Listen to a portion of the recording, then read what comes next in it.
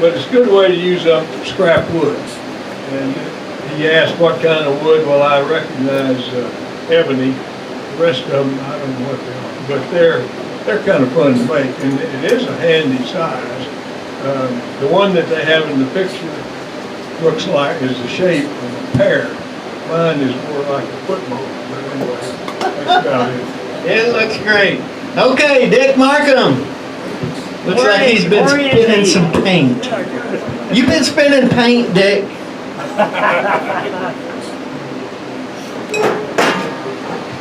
Well, I'm not in the goblet making business, and I didn't invent these finishes, but they're a lot of fun, and I left these, what it is hot glue between two different colors. I left the glue, I didn't pull the glue off of this stem. Oh, You can see kind of how it's made, and there's the glue that came off the rest of it. So, if anybody wants to know any more about it, I'll tell them how and where and why not. Well, that's great. James is a sawyer. He has a lot of wood. Thank you. Okay, this is a pen that my oldest son did, and it is Kari wood from New Zealand, and it's carbon dated 30 to 50,000 years old. It's the oldest workable wood in the world. So my son made that. He's going to be here next month. And this is a walnut burl pen that he made out of some walnut. And he said he was just going to throw all the rest of his wood away and just use burl. But he was kidding. This is supposed to be my kit, the shoelace Sam. And I guess we put almond oil on it instead of putting lacquer, because that lacquer seemed to be cracking on this type of wood. But it really came out nice. And then this is some of that walnut root ball that's just started turning. And then this is some of it.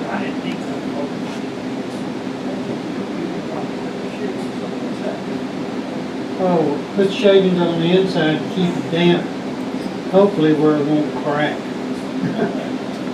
But we're going to let it dry another month or month and a half and try to get it turned out.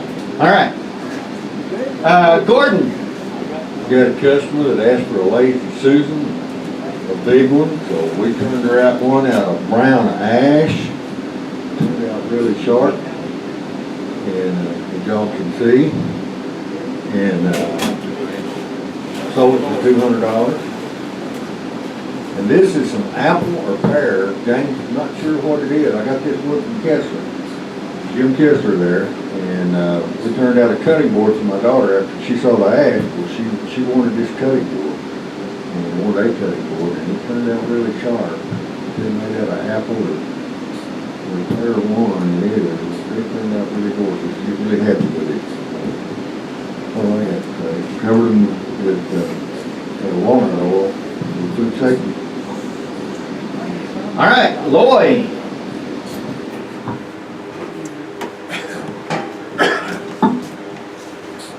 I brought another Daisy bowl, and I don't know, there's very few people who made these up here, but this bowl here has got Go ahead and put all your. probably 9 different kinds of wood in it.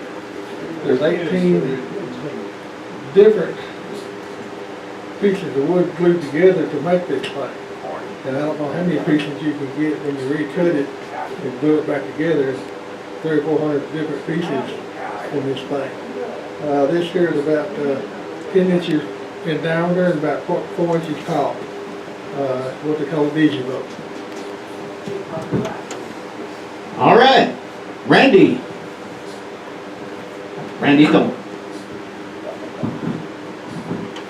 I got about 3 pieces here I've done, so I'm gonna start with this one right here at the, Mike Oglesby 2 months ago did a demonstration there, and he left this piece of wood over here, and nobody volunteered to take it.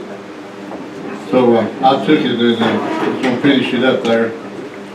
This piece of walnut, and I've got a piece of a video here that's made out of African blackwood to show you. I finished that up for Mike's project. He started right there. That's going into the raffle. Last year while I was in SWAT, I bought a piece of bird's eye maple burl. I made this bowl out. I finally got around and finishing it up there, and I don't know what he's keeping together. They're real flimsy out there, so that I cut and take a drink, cut, take a drink. Put my face mask on. My face don't fly for it, but I finally finished it up there. I finished it up there with the spray depth. That's going back home. What were you drinking? Because you did a pretty good job. Jim Beam does real good wonders there. This other little piece right here. A week or so ago, my brother and I called me up and we cut some limbs off his silver maple tree. So I cut up some planks out of it there, maybe some segments there, and so made a silver maple. Mike gave me some walnut, and so I made another one of these little. It's the speaker above you. I need it somewhere around there. I made another one of these little open segmented vessels here, with a walnut lid there and a silver maple lid there. Just finished it with a spray dip. This is a bowl. Gordon Graves found some Texas Tech symbols at Paddle Tramps. I went by there and got 12. And the one he had here last month, I kind of copied some of that idea. Made this for my son-in-law. Used Paduke, which is, as you can see, some of the bleed over on it. It's terrible. It's hard to work with. Put a little bit of bird's eye maple in here to try to break that Paduke up just a little bit. But that'll go to my son-in-law. We won't go in the raffle. In 2 weeks from today, we're going to try to have another segmented turning deal at my barn in La Mesa. If any of you are interested, be sure to come by. Let me know so I'll know how many to expect. We'd like to keep it. We had 7 a couple of months ago. Worked out real well. Any of you are interested, we'd be glad to have you. Lloyd comes over and he'll show you how to do a dizzy bowl. We'll try to cut segments, try to get you to glue some stuff up. There's quite a few of you that came. I hope you've enjoyed it. We'll go eat some good Mexican food at lunch, and maybe we'll get some of you interested in doing some segmented stuff. All right. Who's earned the Fat Boy earned? Is that Mike's? Is this your final resting place, Mike? Well, I've gone to a lot of funerals in my lifetime, and I've heard people after funerals say, gosh, didn't he just look natural? And my thought is, oh, he didn't know he looks dead. Now, with this kind of project, what we can say is, well, he looks a little ashy. You want to say anything about it? No, it's just got a threaded lid on it. Threaded lid. Anybody in there? Yeah. Well, this isn't like the cat earned from last month. Yeah. All right. I missed what? What kind of wood? Is this Mike's Dizzy Bowl? Oh, Vicky. Woo. She wanted to come but she's grandkidding it again, and this is her design. I was just the rented mule on the project. But I really was proud of her design. I wanted to mention that if you'll notice, you see that the white holly in the middle is boxed by the way we glued up the original stack of wood.